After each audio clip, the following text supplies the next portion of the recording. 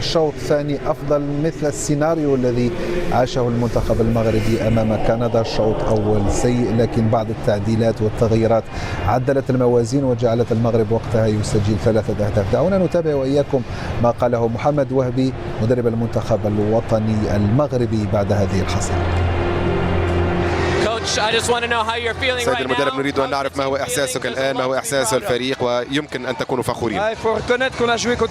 يجب أن نعترف بأننا واجهنا خصما جيدا جدا، واجهنا صعوبة كبيرة جدا في الشوط الأول، وكان هناك تصدي بونو على ضربة الجزاء كذلك الذي أنقذنا. في الشوط الثاني دافعنا بشكل أفضل، ولكن خاصة عند الاستحواذ كنا أكثر هدوءا ربما، ومن الواضح أنه في فترة ما كنا في حالة أفضل، ولهذا كان لدينا الإحساس بأنه في الشوط الأول اللاعبون كانوا يبحثون عن نفس ثان، ونفس اللاعبين بدأوا الشوط الثاني بشكل أفضل.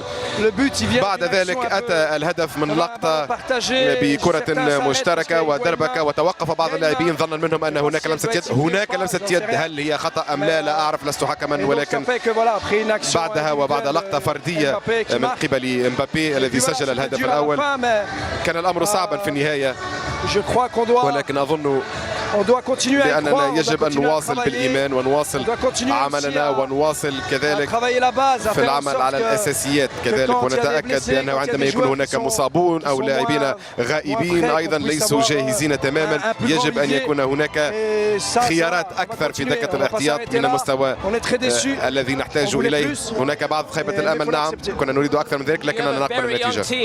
فريق شاب كذلك والكثير من الأمل للمستقبل. حدثنا عن المستقبل تحديدا. المستقبل، نعم، إذا ما وصلنا هكذا فإن المستقبل سيكون جميلا.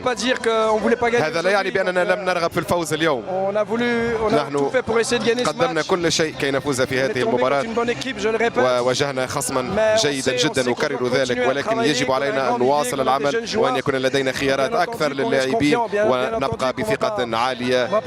نحن لن نترك هذه الهزيمة تحطمنا. خيبة أمل، نعم، لكن سنواصل المستقبل ونواصل العمل. وسيد المدرب، نريد أن نقول كذلك، أنت تعرف بأن فريقك يمثل أكثر من المغرب، بل يمثل العالم العربي، يمثل قارة أفريقيا، وكذلك لأشخاص مثلنا الذين ولدنا بعيدا عن وطننا ومثلنا وطننا، ونريد أن نقول شكرا لتمثيلنا وإعطائنا شيئا نؤمن به. شكرا.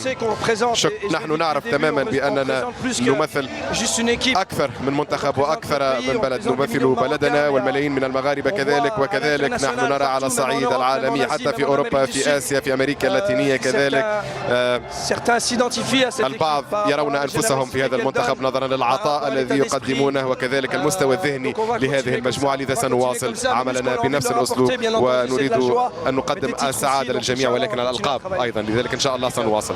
شكرا.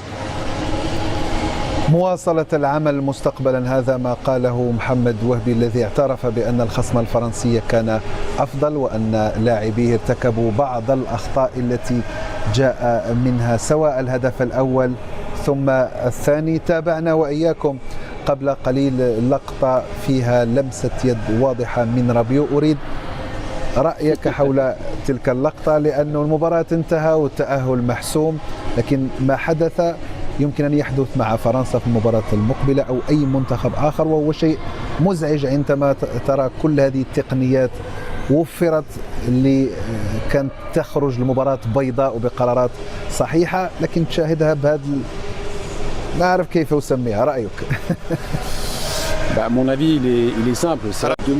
من وجهة نظري، بما أنني فرنسي والأمر من ناحيتنا لا يمكن أن أتشكى، لكن عندما نرى الصور هناك لمسة يد. والأمر الغريب هو أنه على مباراة الأرجنتين ومصر منتخب مصر سجل وعاد إلى الوراء لرؤية مخالفة للاعب أرجنتيني قبل الهدف وألغي الهدف. هنا كيليان امبابي سجل، لكن الفار كما ذكرتم التكنولوجيا موجودة بكثرة اليوم، مما يمكن الحكم من أن يحصل على مساعدة إضافية، لذا ربما كان يجب دعوة الفار لهذه اللقطة. هناك دفع كذلك.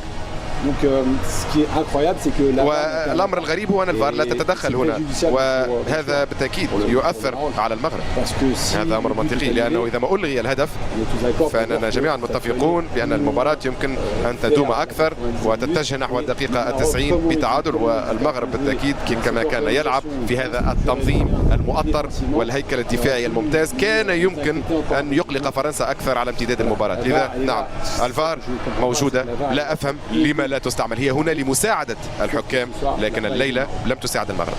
ليس هذا المساء وإنما في مناسبات عديدة في هذه النسخة المونديالية 23 رغم توفر كل الإمكانيات والزوايا المتنوعة في أرضية الميدان لإعطاء اللقطة المناسبة للحكام ولحكم الساحة لإعطاء كذلك الحكم والقرار الصحيح.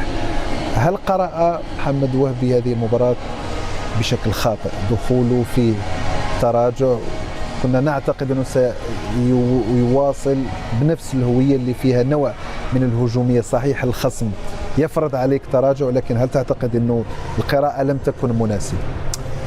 ويعني هذا الظهور الباهت إن صح التعبير والهزيمة تحتمل العديد من القراءات، لكن أنا لا أعتقد بأنه ممكن أولا ما نشاهده نحن هنا من الاستوديو هو الرعونة في التعامل مع العديد من الحالات، وهذا ما لم نعتد عليه خاصة في المباراة الماضية تحديدا إلى آخر مباراة ضد المنتخب الهولندي. لاحظنا بأن كان هناك حضور، كانت هناك شراسة، الفوز بالثنائيات في معظم الحالات، لكن مباراة شوف هذه الأرقام التي تؤكد الصعوبات التي واجهها المنتخب المغربي دفاعيا بكثرة التسديدات على المرمى وخارج المرمى، مقابل شح في الوصول إلى المرمى الفرنسي. لم نشاهد أي تحول سريع يعول عليه يعني في فرصة خطيرة.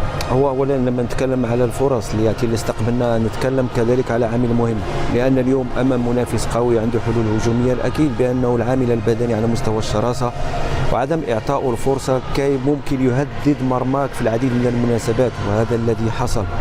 بالنسبة لعملية الانتقال الأكيد بأنه لم ننجح لا في الشوط الأول، في الشوط الثاني مع البداية نسبيا كنا نصل بدون تهديد المرمى، تقريبا فرصة واحدة كانت للاعب أوناحية الذي قام بعملية تسديدة، وكانت يعني ركنية على ما أعتقد، لعبت صحيح بطريقة غير مباشرة، لكن لا تكتسي طابع الخطورة الكبيرة، لأنه من يوم كان في المكان المناسب، كان في المكان المناسب.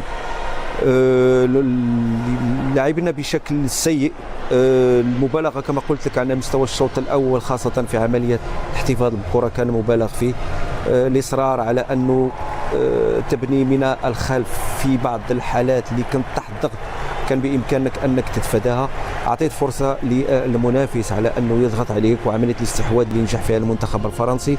وأعتقد بأنه سيناريو المباراة هو من خلال عدم نجاح المنتخب المغربي في عملية الاستحواذ اللي نجح بها في المباراة الماضية، وكذلك لقوة المنافس على مستوى الجودة الفنية. كذلك تلاحظ بأنه تمركز اللاعبين والمنتخب الفرنسي تقريبا يعني 1.5 متر، لا أكثر.